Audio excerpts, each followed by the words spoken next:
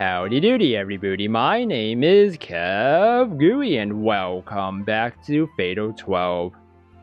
The sky is pitch black when closing time looms near, allowing all the fancy illuminations to light up the park. Me and Miharu take a rest on one of the benches near the entrance, since Mao and Naomi split off from us to buy something they forgot to get earlier.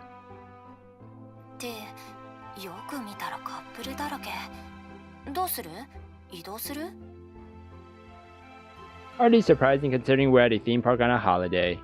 Though it feels awkward sitting around people who are openly flirting with each other. I try to get up so we can move elsewhere, but Miharu grabs onto my sleeve and stops me.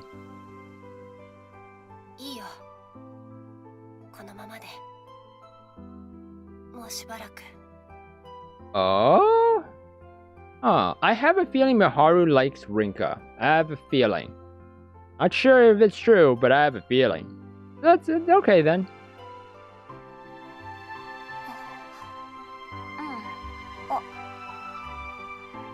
Oh. Is that an animatronic or a real person right there?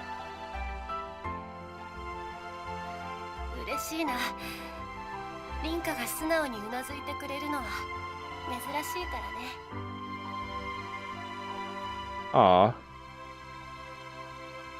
It's not often that she wears such a shy expression either. Yep, I think she likes her. She's normally a lot more outspoken, but something seems to be on her mind right now. Soon after, people start to gather around us to see the impending parade. It's like, seems like we picked a pretty good spot by coincidence, judging by the number of onlookers. The only issue is that it'll be hard to meet back up with Mao and Naomi if it gets any more packed, so I tried to move again. Miharu maintains her refusal to let go of my sleeve though, and I failed to find the word to make her stop. The silence between us continues. This isn't normal. People tend to get the wrong impression about her since she rarely talks to anyone other than us. But she actually has a great sense of humor. She enjoys talking about the most meaningless stuff too. And yet, here we sit in utter silence. She's looking a bit shy, but there's determination in her expression as well, so I can't bring myself to say anything. The park staff sets up barricades near the bench during this time to make sure no one can get in the way of the parade before they start to organize people into lines. We could just stay seated, but doing so while the rest of the crowd waits around all excited feels too awkward. Oh? Speak at the same time, possibly because we're thinking the same thing.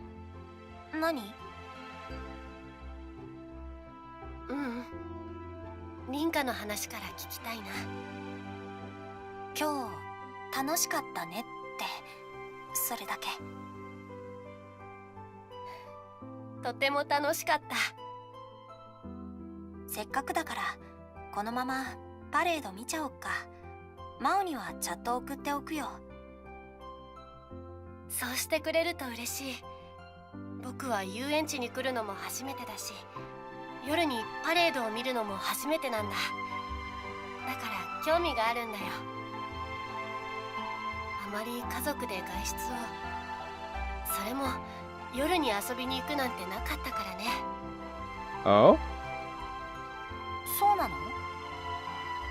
Her only response to me is a smile. Back to an awkward silence. The only difference is that she has a downcast expression now, which morphs into one of worry, but then that hint of determination returns.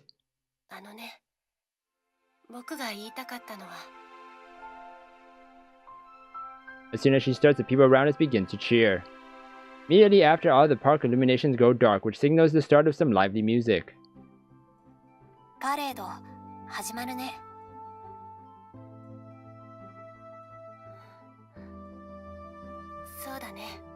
I think she wants to confess.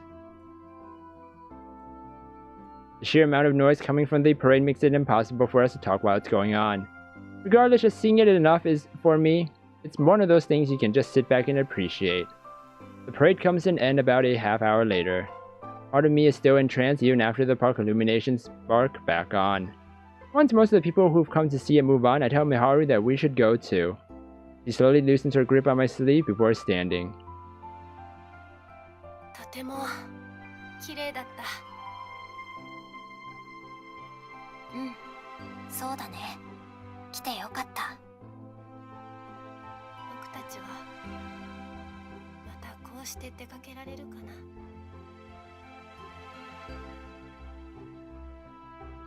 She says this with a dramatically different tone of voice.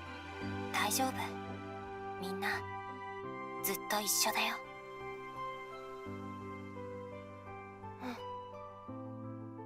リンカがそう言ってくれるなら、今僕は満足だ。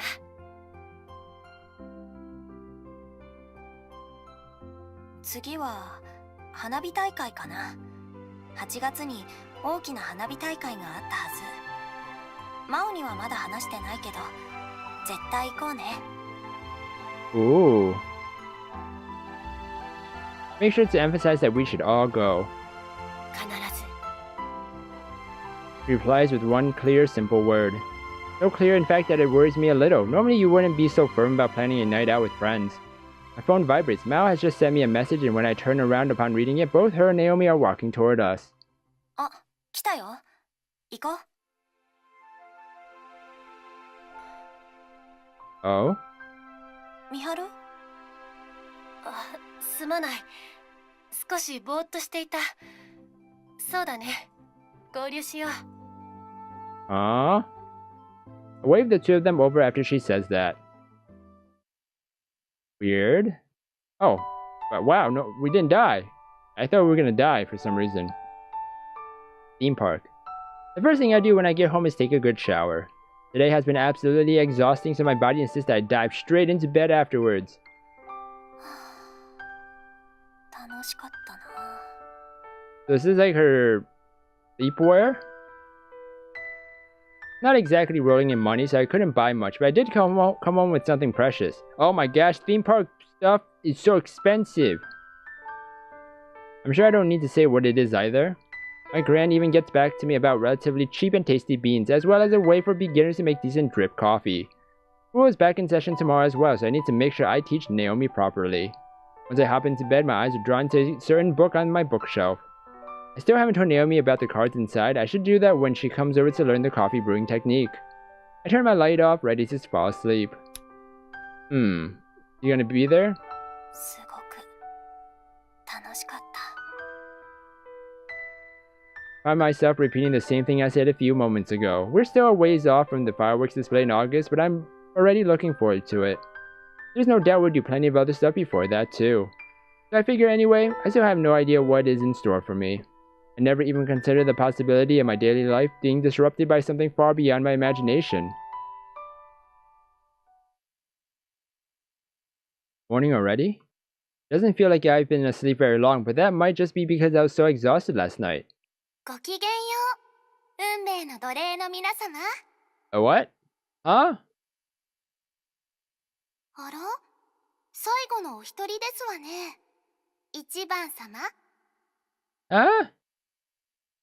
I am wrong. I haven't woken up. This is the same thing that's been happening to me these last few days. I'm still asleep and yet conscious for some reason. Slowly but surely I open my eyes. What? The sight that greets me is one that I could never have imagined.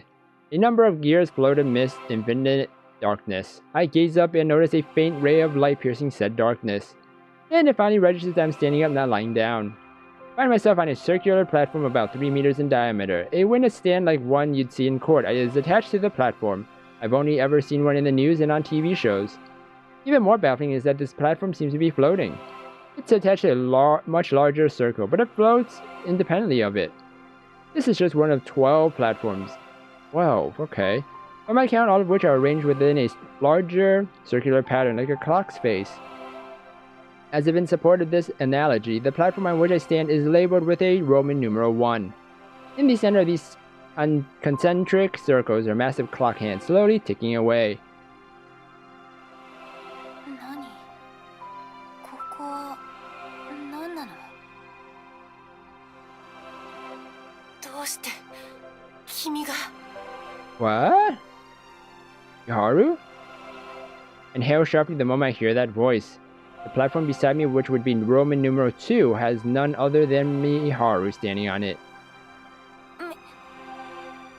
一番様、その方の名前はお告げにならない方がいいですわ。 Why? A voice I don't recognize stops me. I look in the direction from which it comes, only to see a small girl with white hair. Who are you? What's going on? What? Miharu's number 2? What, huh?